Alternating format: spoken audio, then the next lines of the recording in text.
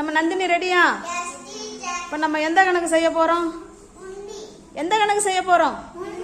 முன்னி. எந்த வகுப்பு படிக்கிறீங்க? 3ஆம் வகுப்பு. சரி, நந்தினி வந்து 5ஆம் கணக்கு செய்யுங்க.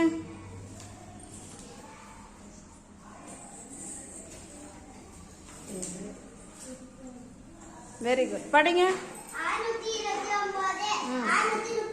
Very good. சுகுணா 6ஆம் கணக்கு செய்யுங்க. 6வது கணக்கு.